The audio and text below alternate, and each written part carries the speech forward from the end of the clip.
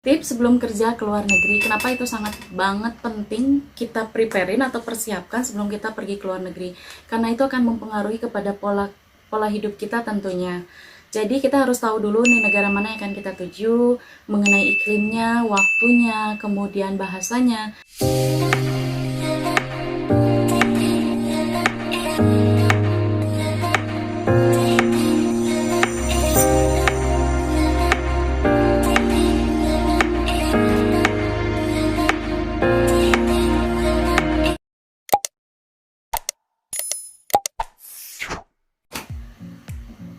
Assalamualaikum Arkadaslar, ketemu kembali dengan Bebe Sari Turki di sini. Apa kabarnya kamu? Semoga selalu dalam keadaan sehat dan tentunya selalu semangat. Nah, khususnya untuk kamu yang memang akan bekerja ke luar negeri, apa kabarnya? Sudah sampai di mana nih visanya, prosesnya? Nah, sambil menunggu, kita ingin memberikan tips sebelum kerja ke luar negeri itu harus seperti apa, persiapan apa aja, kemudian apa saja yang harus dibawa dan sebagainya. Jadi tips ini khususnya untuk kalian yang memang akan pergi ke luar negeri dan benar-benar baru pertama kali nih ke luar negeri, kita harus bawa apa. Jadi jangan sampai barang yang tidak butuh pun kita bawa. Dan tipsnya seperti apa? Ikutin terus di video ini. Tips sebelum kerja ke luar negeri, kenapa itu sangat banget penting kita preparein atau persiapkan sebelum kita pergi ke luar negeri. Karena itu akan mempengaruhi kepada pola hidup kita tentunya. Jadi kita harus tahu dulu nih negara mana yang akan kita tuju, mengenai iklimnya, waktunya, kemudian bahasanya, untuk mempermudahkan kita, memperlancarkan kita pada saat kita bekerja di tempat tujuan. Seperti salah satu contohnya, misalkan kita mau ke Turki. Turki itu mempunyai bahasa yang harus kita pelajari, yaitu bahasa Turki. Jadi alangkah baiknya kita mencoba untuk belajar bahasa Turki sebelum kita berangkat, baik mau secara online, misalkan seperti di atas ini linknya ada, beberapa yang Tata ingin rekomendasikan kepada kalian. Kemudian kalian juga bisa belajar lewat media sosial ataupun buku. Jadi itulah salah satu tipsnya, kita harus belajar bahasa Turki sebelum kita berangkat. Walaupun tidak lancar dalam berbahasa atau tidak fasih, tapi minimal kita bisa tahu untuk pembukaan atau greeting, perkenalan dengan teman-teman kerja nantinya gitu. Kemudian kedua, dari perbedaan waktu. Perbedaan waktu itu sangat penting, kurang lebih 4 atau 5 jam perbedaan waktu antara Turki dan Indonesia. Jadi otomatis di Indonesia lagi tidur, di Turki lagi kerja. Alangkah baiknya seminggu sebelum kalian berangkat, kalian bisa mensiasatinya dengan merubah pola hidup tidur kalian itu di Indonesia. Misalkan di Indonesia tidur, ya kita nggak tidur gitu, karena akan sama dengan di Turki. Jadi itu sudah dicoba oleh beberapa temen dan hasilnya alhamdulillah mereka tidak kesulitan pada saat mereka sudah sampai di Turki. Jadi bisa mengikuti pola kerjanya gitu. Dan yang ketiga, kita harus tahu tentang iklimnya. Di Indonesia cuman kita punya 2 iklim, musim panas dan musim dingin. Sedangkan di Turki sendiri kita mempunyai 4 musim. Musim dingin, musim panas, musim semi, dan juga musim gugur. Tentunya itu akan mempengaruhi pola hidup kita juga. Jadi pada saat bulan apakah kalian dikirim ke Turki, pada musim panaskah atau musim dingin? Otomatis kita akan beda banget dari prepare dan sebagainya. Jadi biar nggak salah kostum intinya gitu. Jadi pas kita dari Indonesia musim panas, tiba-tiba sini musim dingin, kan nggak enak juga kalau kita salah kostum kan di bandara. Nah seperti itu. Kemudian dari jam sudah, dari iklim sudah, dan bahasa pun sudah. Sekarang tentunya yang paling penting adalah dari perbedaan makanan. Itu wajib banget kita harus siasati. Contohnya kita wajib membawa magicom ke Turki agar kita bisa memasak nasi ataupun memasak lainnya dengan magicom tersebut. Ataupun kalian sudah membiasakan makanan Turki di Indonesia. Yang paling simple adalah kita terbiasa dengan sayuran-sayuran mentah tentunya, ataupun dengan makan yogurt dan tentunya makan roti. Dan itu adalah kebiasaan yang selalu ada pada saat kita makan. Kenapa itu penting? Nggak penting sih, tapi menurut saya penting. Karena pada saat kita kerja di hotel itu kan kita dikasih makan nih 1 kali. Nah otomatis yang disajikan kan mereka menyajikan makanan Turki ya. Nah kalau kita nggak belajar untuk bisa mencoba, dan tentunya kita rugi banget. Jadi kita akan menambah kos makan tentunya. Jadi untuk mensiasatinya ya kita belajarlah minum susu, makan yogurt gitu. Pokoknya makanan-makanan luar gitu. Jadi biar kita pun bisa penyesuaiannya cepet banget pada saat kita bekerja nanti. Nah, untuk yang terakhir ini tentunya persiapan perbekalan apa sih yang harus kita bawa ke Turki itu. Nah, Teteh menyarankan kita jangan membawa banyak makanan ataupun pakaian. Kenapa jangan bawa banyak pakaian nih? Di sini itu banyak pasar banget yang kualitas barangnya itu kalau di Indonesia cukup baik banget kayak KW-KW gitu, tapi kualitasnya sangat bagus banget walaupun kita belanjanya di pasar.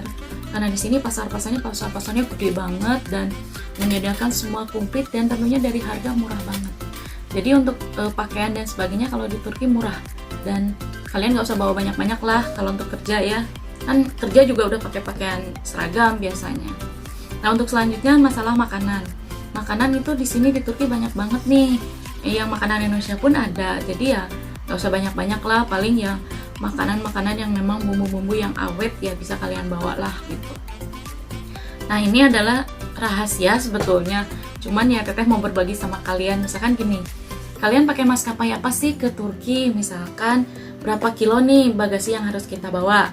Kalau teteh nih ya, pengalaman teteh kan waktu itu dapat bagasinya 30 kilo, kemudian kabinnya 7 kilo. Nah kalau teteh gini, yang 7 kilo itu teteh bawa makanan, kemudian yang di bagasi itu yang 10 kilonya untuk baju.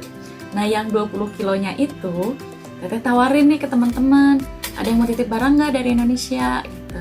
Mau gitu, tapi maaf ya nggak gratis gitu. Jadi otomatis mereka bayar ke teteh ongkos kargonya istilahnya, jadi ongkos kirimnya.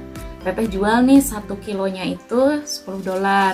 Jadi otomatis nih yang 20 kilonya itu teteh jual ke teman-teman. Ya bukan jual sih, minta tolong ke temen lah, beli biar kita punya bekal gitu.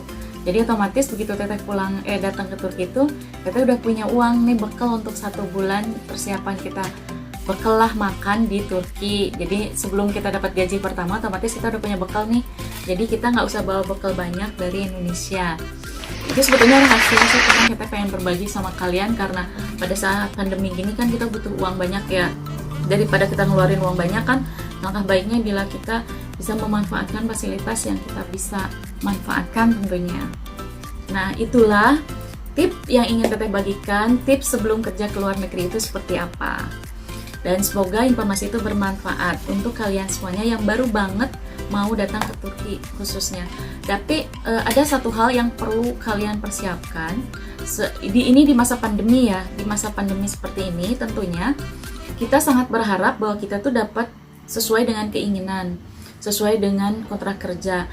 Tetapi karena pada saat pandemi ini biasanya situasi bisa berubah dengan drastis dan cepat, dan itu istilahnya di luar prediksi. Jadi persiapkanlah diri kalian itu untuk hal yang terburuk. Misalkan pada saat kalian kesini tiba-tiba baru kerja seminggu, ternyata COVID-nya meningkat, otomatis perusahaan ditutup. Jadi itulah persiapan yang harus kalian perhitungkan juga di saat pandemi seperti ini. Jadi biar nggak kaget. Nah salah satunya ya persiapan itu tadi, saya jual kargo, saya jual bagasi, jadi untuk bekal. Jadi minimal pada saat kejadian itu terjadi saya punya bekal lah, istilahnya nggak terlalu panik gitu. Nah itu semua tips sebelum kerja ke luar negeri sudah kalian persiapkan tentunya, dan semoga informasi ini sangat penting. Nah ada satu lagi tips yang bukan tips ya, ini sesuatu yang harus kalian lakukan pada saat kalian mau ke Turki khususnya. Di Indonesia sebelum berangkat, alangkah baiknya kalian mendownload aplikasi HESCODE. Aplikasi apa itu HESCODE? HESCODE itu adalah aplikasi yang wajib kita punyai bila kita berada di Turki. Karena apa? Di aplikasi tersebut ada HESCODE yang akan selalu kita pergunakan di saat kita mempergunakan fasilitas umum. Jadi kalau kita mau ke mall, terus mau mempergunakan alat transportasi, kita harus menunjukkan HESCODE tersebut. Dan khusus untuk di Turki, kita harus punya kartu Istanbul Card yang bisa kalian peroleh baik beli di bandara, di mesinnya ada, ataupun nanti pada saat kalian sudah sampai di daerah, di kota-kota di Istanbul yang kalian tuju. Dan itu hanya khusus untuk di Istanbul ya, karena di situnya ada Istanbul Card.